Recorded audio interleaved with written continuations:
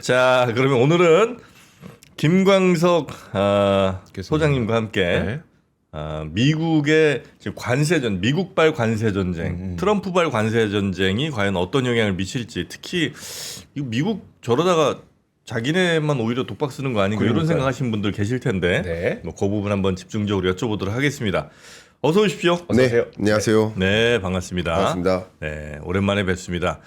네. 우리 김광석 교수님은 참 이 경제를 넓게도 잘 보시지만 또 깊이도 빼놓지 않으시더라고요.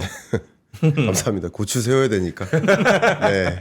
머리를 고치 세워야 되니까. 네, 분석도 저희가 고추 세워서 한번 해보겠습니다. 지금 이제 트럼프가 지금 캐나다, 멕시코 여기에 이제 25% 때린다고 했던 건 유예를 하기로 또 했습니다. 그렇습니다. 네. 근데 그렇게 한 게 아무래도 그렇게 관세를 때리게 되면 결국은 이제 수입 물가 올라가는 거고 네. 미국의 국민들만 힘들어질 거다 이런 이제 분석들을 뭐 기업이나 아니면 뭐 언론들에서 워낙 많이 하잖아요. 네네. 아무래도 거기에 대한 부담이 좀 있다고 봐야 되는 거겠죠. 저는 개인적으로 그렇게 생각은 안 합니다. 네. 저는 이제 많은 분들이 관세를 올리면 네. 그러면 인플레 오는 거 아니냐. 당연히 오는 거 아니에요? 예, 라고 이제 단적으로 이제 믿고 계시더라고요. 네.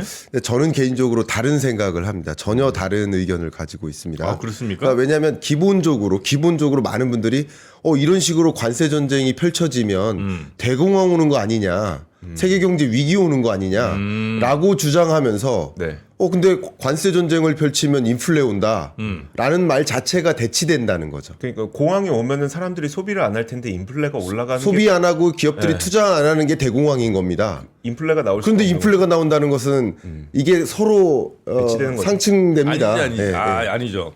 그건 제가 좀 설명드리면 관세를 서로 막 때릴 거 아니에요. 네, 그러면 수입 물가 올라가는 건 그건 이제 있을 수 있잖아요. 네, 많이 물가가 올라가서 이거 도저히 이거 소비를 이제 못 하게 되고 사람들이 그럼 이제 그 대공황 때도 역시 마찬가지로 그때도 그 전까지 막 물가 많이 올랐고 그때 막 잔치 돈 많았으니까 네. 하다가 어느 순간 이제 사람들이 도저히 소비를 못 하게 되는 순간이 오면서부터 도미노로 막 전 세계가 공황 온 거 아닙니까? 네, 좋습니다. 그러니까 이렇게 갈 수 있다는 거죠. 그 당시에 그 당시의 대공황과 네. 만약에 이제 관세 전쟁으로도 대공황이 올 수 있을지를 좀 봐야 될 텐데 제가 좀 다각도로 해석을 해볼게요. 좋습니다. 일단 첫 번째 가장 쉬운 이야기부터 하겠습니다. 우리나라는 관세를 높게 부과하는 나라일까요? 안 하는 부과? 우리나라요? 관세 정의에 입각해서 한번 생각해 보겠습니다. 높다 우리나라가 낮다. 들어올 때, 그러니까 우리나라가 시작할 때 관세를 부과하는 나라잖아요. 낮은 편 아니에요? 왜냐면 낮은 편. 워낙 많은 FTA가 나라가 워낙 많이 좋습니다. 하고 그럼 이제 관세에 대한 이해를 가져가 예, 예. 볼게요. 관세는 왜 때리는 걸까요? 그러니까 관세를 잠깐 이해해 보자면 국내 산업 보호. 국내 산업본 맞습니다. 네. 그래서 주로 이제 무용론 쪽에서 예. 관세를 도입할 수 있다. 이게 정당화될 수 있다. 그러니까 자유무역주의를 우리는 추구하는데 세계가 네, 네. WTO가 그거고. 네. 근데 왜 관세를 도입하기로 했는가? 가장 대표적인 그 이론적 배경이 유치산업 보호론이에요. 이 유치원 할 때 유치예요. 우리나라의 이 산업은 충분히 지금 막 성숙하지 자라는 않았어. 어린아이야. 그러니까 네, 보호해줘야 돼. 네. 하면서 관세를 때리는 겁니다. 네. 그럼 우리나라가 말씀하신 대로 관세를 높게 부과하지 않는 나라라고 했는데 그런데 세계에서 가장 높게 부과하는 품목이 있어요. 농업. 농업입니다. 아, 그렇죠. 농축수산업입니다. 정프로 오늘 잘하는데요. 네, 잘하십니다. 네. 그럼 하나 더 갈게요. 그럼 가장 높게 관세를 부과하는 그 하나의 품목이 뭘까요? 쌀? 쌀입니다. 네. 자, 그럼 하나만 더. 지금 당황하신 것 같은데. 아니요, 너무 너무 잘못했어. 좋습니다. 네, 이 정도까지 유추할 수 있어요. 자, 그러면은 쌀을 보호해야 된다는 거예요. 네. 그러면 쌀에 대해서 몇 %의 관세를 부과하고 있을까요? 현재 한번 맞춰봐 주세요. 몇 퍼센트? 네. 쌀 그냥 한번 찍어봐 주시죠. 100%. 100% 또. 그 이상입니다. 이상이에요? 예. 와, 그래요? 한 200%? 150? 이상입니다. 한 300%예요? 이상입니다. 예? 아니, 왜? 계속 말씀해 주십시오. 400. 이상입니다. 513%를 부과하고 있습니다. 쌀에 우리나라에 들어오는 쌀에 대해서. 네. 극단적으로 쌀만큼은 보호하겠다라는 의지입니다. 네. 자, 그러면 여기서 이제 상식을 깨는 거예요. 쌀에 대해서 513%의 관세를 부과하면 쌀 가격이 올라갈까요? 지금 쌀 가격이 내려가갖고 지금 내려가서 문제잖아요. 지금 문제인데. 자, 이게 관세를 부과하면 네. 캘리포니아산 쌀이 3분의 1 가격입니다. 네. 우리나라 쌀에. 그러니까 너무나 싸고 맛있어요, 정말. 네. 거기는 비행기로 이렇게 농사 짓잖아요. 네. 대평야에서. 네. 그러니까 당연히 효율적일 수 있어요. 네. 그러면 그 쌀이 무관세로 들어오면 우리나라 쌀 농가 다 죽는다. 라고 해서 513%의 관세를 부과하는 겁니다. 네. 근데 그거는 이제 소비 트렌드의 변화랑 관세를 같이 봐야 될 것 같은데요. 네. 예를 들어서 쌀이라고 하는 거는 보호를 해야 되는 그 목적 가운데 하나가 네. 쌀 소비가 계속 줄어들고 있다는 측면이 분명 존재하잖아요. 네. 근데 예를 들어서 지금 미국에서 지금 수입하고 있는 물량의 경우에는 중국에서 넘어오고 있는 어떤 예를 들어 생필품이다. 내지는 뭐 이런 거라고 한다면은 그거는 소비가 줄어드는 게 아니라 소비를 계속 해야 되는 건데 관세를 부과하는 거면 인플레이션 요인이 좋습니다. 아니겠습니까? 그러니까 관세를 부과하는 목적이 네. 소비가 줄어드니까 부과한다. 이거는 WTO에 당장 제소됩니다. 네네. 협상에서 절대 이루어지지 않아. 예. 너네 그렇게 관세 부과할 거면 그럼 자동차도 관세 우리 때릴 거야. 이렇게 갑니다. 네. 그러니까 절대 그건 협상의 대상이 안 돼요. 그러니까 유치산업 보호론이라는 네네. 관점에서 접근이 가능한 겁니다. 네. 자, 그렇게 의견을 드리고 네. 관세를 부과하면 그러면 캘리포니아산 쌀을 513% 관세를 부과한 가격으로 소비할까요? 아니라는 거죠. 그러니까 관세를 부과하면 높아진 그 가격의 수입이 이루어지고 그 제품을 수요하는 게 아니라 소비하는 것이 아니라 그 제품을 안 사는 겁니다. 그러니까 관세의 목적은 장벽이에요, 장벽. 그 수입산을 사용하지 않겠다. 네. 않겠다라는 장벽입니다. 그러니까 관세의 정의에 입각해서 먼저 네, 말씀드립니다. 네. 정의에 입각해서도 이건 이제 시작입니다. 네. 시작인데 정의에 입각해서도 그렇고. 관세는 자국 산업을 보호하기 위한 조치인데 비싸게 소비하기 위한 목적이 아닌 것이다. 네, 네. 그러니까 인플레를 야기하지 않는다라는 첫 번째고요. 네. 두 번째 자료를 보겠습니다. 네. 정치적 배경입니다. 그러니까 트럼프는 정치인이고 트럼프는 일기 때 정권이 왜 끝났을까? 간단하게 얘기하면 코로나19 때문에 끝난 거예요. 바이든은 정권을 왜 마무리했을까? 간단하게만 생각해 보면 인플레이션 때문에 끝난 겁니다. 네. 그러니까 이 바이든은 41년 만에 초인플레이션을 야기했고 네. 그 초인플레이션을 멈추지 못했어요. 역시 너무나 높은 물가와 이것을 미국 국민들은 정말 생활비 위기에 처했다. Cost of Living Crisis다라고 네, 네, 네. 항거했었던 거예요. 그러니까 국민이 트럼프를 뽑아줬다기보다는 바이든을 안 뽑아준 겁니다. 네, 네. 민주당을 안 뽑아준 겁니다. 그러니까 이렇게 정치적 배경 하에서 가져온 유세 카드가 뭐였어요? 나는 인플레이션 반드시 잡겠다. 그러니까 공약에서도 취임식 때도 가장 먼저 얘기했던 게 인플레이션 잡겠다. 네. 정치적인 목적에 있어서 관세를 만약에 도입했을 때 인플레이션이 야기된다면 중간에라도 하차시킬 거라고 생각합니다. 그만큼 최우선 정책이 정치적인 기조가 인플레이션 감축이다. 네. 첫 번째고요. 두 번째 배경을 말씀드리겠습니다. 일단 여러분들이 가장 많이 관심 있어 하시는 통화 정책의 방향과도 상충됩니다. 네. 얼마 전에 월드 이코노믹 포럼에서 이렇게 메시지를 남겼습니다. 나는 즉각 금리 인하를 요구하겠다. 이 인하를 요구하겠다라는 이 노란색 문장은 뭘까요? 누구한테 하는 걸까요? 파월한테 하는 거예요. 네. 간단하게 이 세상을 간단하게 정리하면 금리는 누가 결정해요? 파월이 결정해요. 네. 그 물가는 누가 결정해요? 트럼프가 결정하는 겁니다. 그러니까 금리를 결정할 수 있게 만드는 여건을 조성하는 건 트럼프인 겁니다. 쉽게 네. 말하면. 네. 그러니까 쉽게 말하면 우리나라도 물가 지수는 누가 추계해요? 통계청이 추계해요. 정부에서 추계합니다. 네. 그리고 그 물가 여부를 봐가면서 한국은행이 금리를 결정하는 그렇죠. 거죠. 네. 그러니까 이렇게 생각해 보면 트럼프는 금리를 인하하라고 요구할 수 있다고 하지만 아직 전화 안 했어요. 파월한테 전화조차 안 했습니다. 네. 즉각 요구 안 했습니다. 그러니까 이렇게 말만 해놓고 결국은 물가가 인플레이션이 둔화되는 현상을 조성해서 결국 파월이 금리 인하 해야 되겠네 하게 만들겠다라는 의지라고 생각하시는 게 어떨까? 이게 통화 정책의 메커니즘에 부합하지 않을까? 이게 두 번째 근거입니다. 네. 세 번째는 아까 말씀드렸던 관세라는 정의에 입각해서 관세를 도입했을 때 인플레이션이 야기되지 않는다라고 네. 얘기했습니다. 이제 또 더 중요한 이야기를 하겠습니다. 관세를 도입하면 우리 일기 때 경험했던 것처럼 상대국들이 가만히 안 있죠. 네. 보복관세 이번에는 때리고. 서로 보복관세 때리고 네. 관세를 때리면 서로 보복관세를 때리는 겁니다. 네. 그러면 미국만 때리면 인플레이션이 야기될 수도 있어요. 그러나 세계 각국이 보호무역 장벽을 세워요. 그래서 트럼프가 당선되던 날 주가가 가장 급락했었던 품목이 뭘까요? 이거 굉장히 중요한 겁니다. 이게 당선되는 날 급락했던. 예, 당선 날 일기 때요? 일기 때 아니면 이번에. 예. 왜냐하면 트럼프 하면 관세고 네. 관세 전쟁 때리겠다 하면 이런 영역에서 가장 급격한 충격이 있겠구나 하면서 알리바바? 교역이 줄겠구나. 네. 교역량이 감소하겠구나. 네네. 네. 그럼 해운 물동량이 감소하겠구나 하면서 가장 급락했었던 섹터가 머스크입니다. 머스크.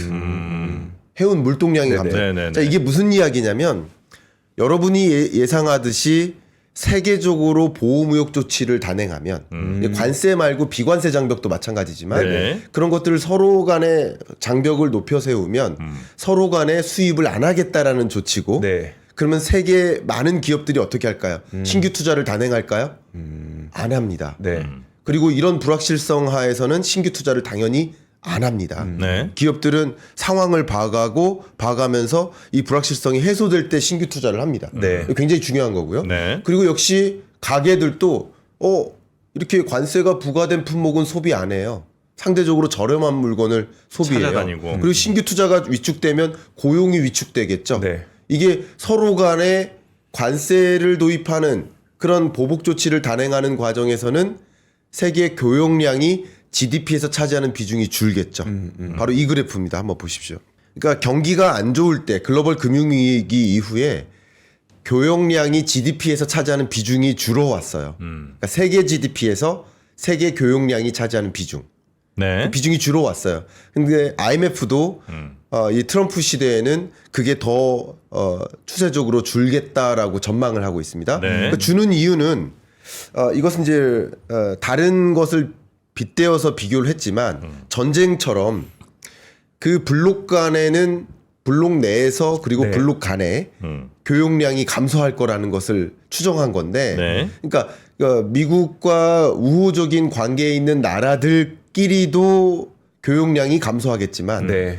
미국과 등지고 있는 나라들과도 비트윈이죠 그게 네. 그것도 교역량이 그러니까 서로 간의 교역량이 감소하면 이게 경제적으로 디플레이션 압력을 준다는 거죠. 네.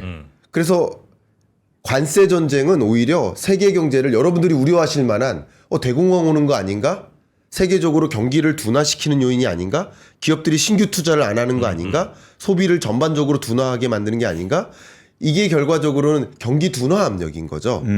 그래서 이런 것들은 결론적으로는 디플레이션 압력으로 작용한다라고 의견을 드리고 네. 마지막으로 하나만 더 보여드리겠습니다. 실증적으로 보여드리겠습니다. 이번에는 네.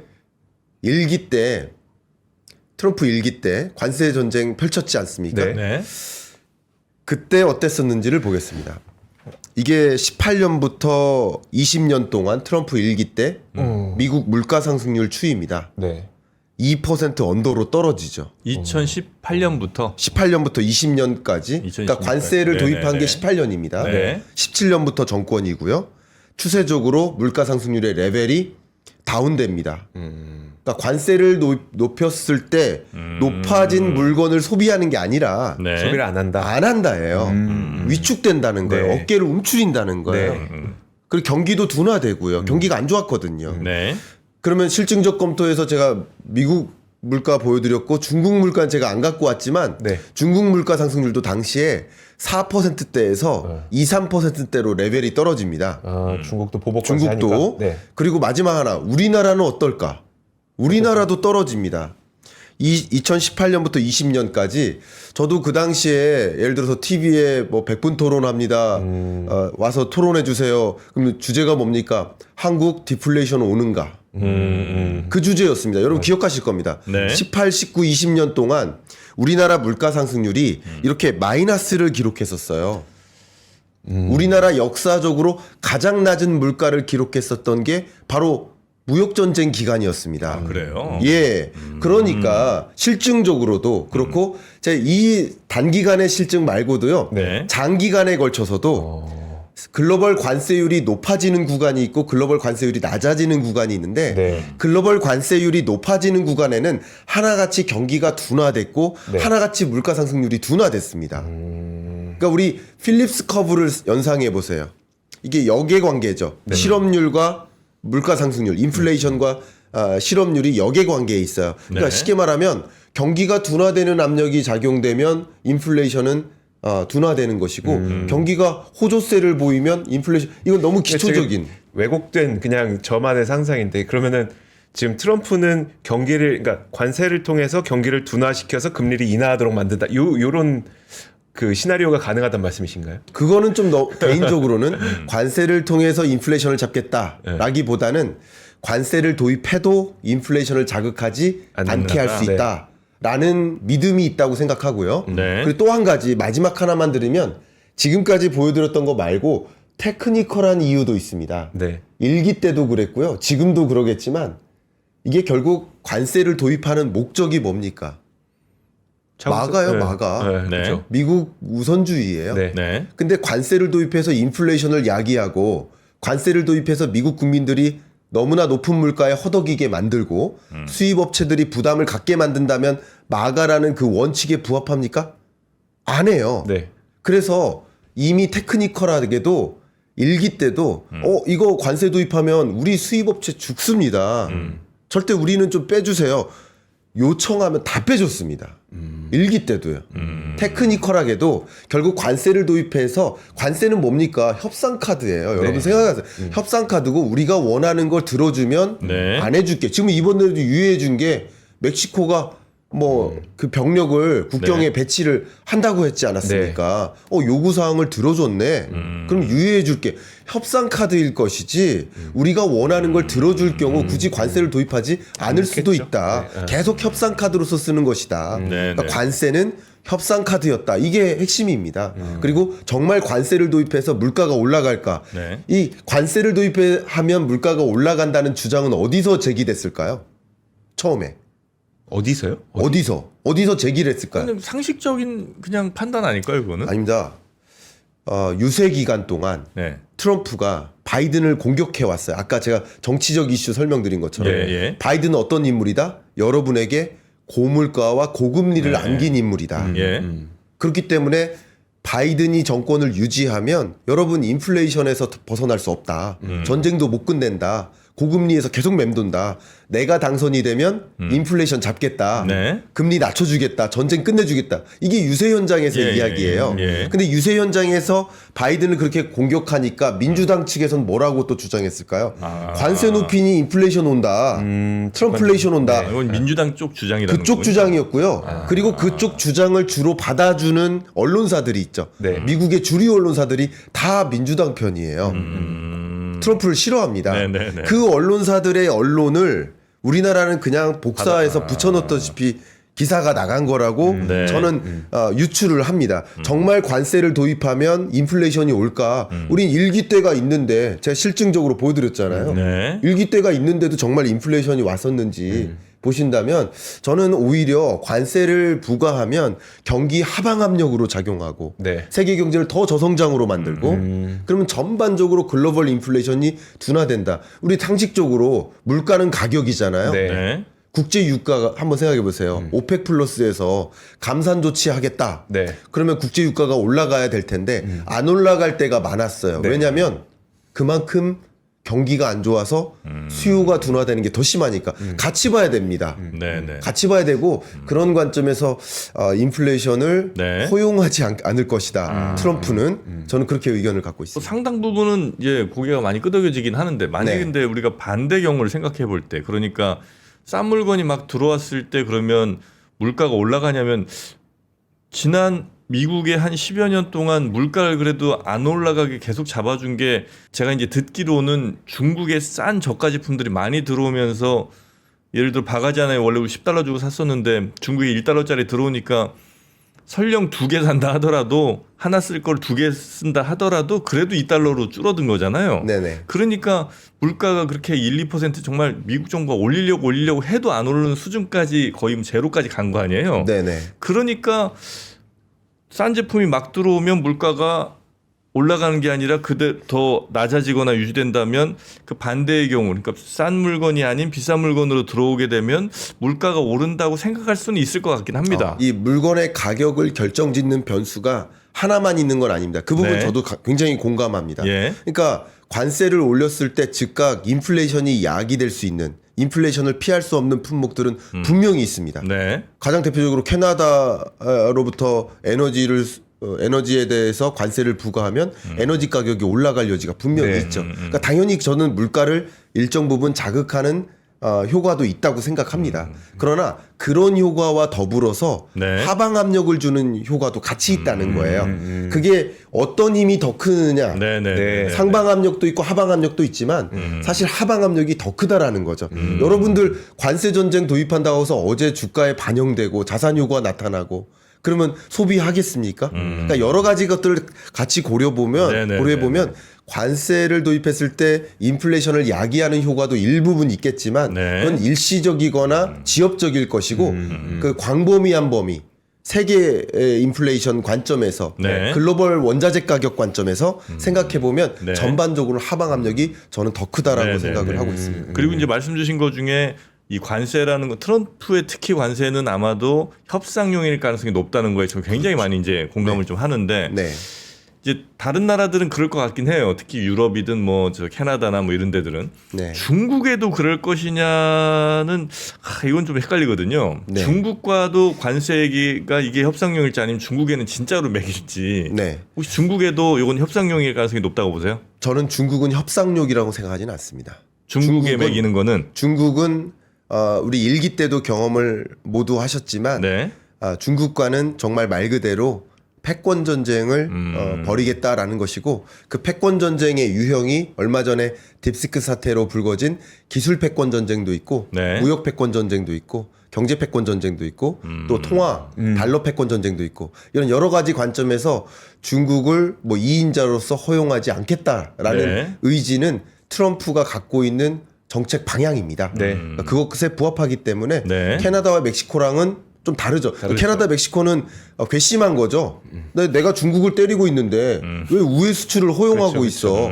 우회 수출을 허용한 게 과거에는 나프타고요. 네. 지금은 USCMA라고 하죠. 예. 미국, 캐나다, 멕시코 간의 무관세 협정을 맺었죠. 그러니까 나프타가 개정된 방식인데 이 무관세 협정 때문에 결국 트럼프 입장에서 봤을 때 중국 기업들이 자본을 여기다 투입해서 여기서 우회 수출하고 있지 않느냐. 결국 미국에 공장 짓고 미국으로 제조 기지를 옮겨야 되는데 니들이 왜 중국을 도와주고 있느냐. 그러니까 트럼프의 또 의지 중에 하나가 FTA 폐기거든요. 네네. 모든 FTA, 그러니까 관세론자예요. 네. 근데 FTA가 있으면 관세가 안 먹힐 거 아닙니까? 그러니까 그런 걸 다 폐기하고 대대적으로 조정하고 하기 위한 여정이 지금 한 달 동안 있을 거라고 생각을 합니다. 그 중국하고는 이제 패권 전쟁 중이잖아요. 네.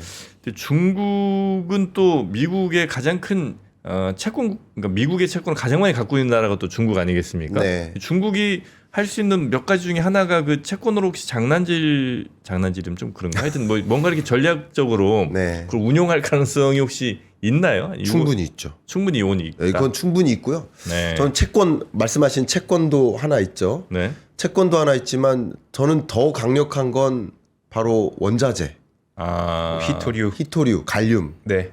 망간, 게르마늄 그런 걸로. 이런 히토류 영역에 있어서 중국의 시장 글로벌 시장 생산량에서 차지하는 비중이 98, 99% 차지하는 네. 것들이 많습니다. 근데 아시겠지만 우리나라도 당장 히토류 공급 끊으면요. 큰일 나죠. 반도체 생산 멈춥니다. 그러니까 저는 심지어 중국이 만약에 그렇게 움직이면 GDP 0으로 만들 수 있다. 전 그 정도로도 생각합니다. 어디 GDP를 영어로? 그러니까 제가 좀 극단적인 표현입니다만 한국 GDP를 0으로도 만들 수 있다. 중국이? 그러니까 히토류를 끊으면요. 그래요? 그러니까 쉽게 말하면 히토류 공급을 끊으면 반도체 생산이 멈춰요. 네. 그럼 여러분 잘 알고 계신 그 상식이 우리나라 전체 수출에서 반도체가 20% 차지한다. 네. 근데 반도체 이외의 다른 품목들 볼까요? 배터리도 자동차, 배터리, 스마트폰, 가전제품, 그렇죠. 디스플레이 다 마찬가지입니다. 반도체 안 들어가는 거 없고요. 이 중국으로부터 조달받는 원자재 안 들어가는 게 없어요. 미국도 마찬가지예요. 네. 일정 부분. 네. 그러니까 결국 이렇게 강하게 움직이면 중국 입장에서는 나 그러면 자원 공급 끊을래. 그렇게 나올 가능성이 있다. 있습니다. 네. 그럼 끊을래 나오면 굉장히 난감해지고요. 예, 그렇기 때문에 물론 그렇게 했을 때 중국도 또 역풍을 받겠죠. 그러니까 세계 경제가 정말 어려워집니다. 무역 전쟁이 이렇게 치닫으면 예, 그런 수준으로도 가능성은 있다. 가능성이 있고요. 네. 그러니까 24시간 내 중국과 대화하겠다라고 지금 속보가 나왔거든요. 네. 제가 여기 방송 출연 직전에. 네. 예. 근데 그 대화의 국면이 어떤 식으로 전개될지 모르겠으나 트럼프 입장에서 참 이 2인자를 좀 구겨놓고 싶은데 잘 안 구겨지는 거죠. 구기다간 자기도 좀 힘들 것 같고 그런 입장이라고 볼 수 있겠습니다. 알겠습니다. 자, 우리 김광석 교수님과 함께 네. 오늘 미국의 그 관세, 지금 이제 미국의 관세가 거의 뭐 전 세계 이 주식시장을 들었다 놨다 하는 것 같긴 한데, 그렇죠. 이 관세에 관련된 굉장히 새로운 시각, 그리고 관세가 가져올 영향에 인플레이션은 오히려 반대 방향으로 작용할 가능성이 좀 높다는 거. 안 온다. 네, 요것도 한번 저희가 체크를 좀 해봤습니다. 자, 김광석 교수님, 뭐 다양한 시각 대단히 감사하고요. 네. 네, 조만간 또 뵙도록 하겠습니다. 감사합니다. 고맙습니다. 삶의 격을 높이는 9가지 지혜를 함께 나눕니다. 위즈덤 칼리지 시즌 2 영상 아래 링크를 클릭하시면 자세한 내용을 확인하실 수 있습니다.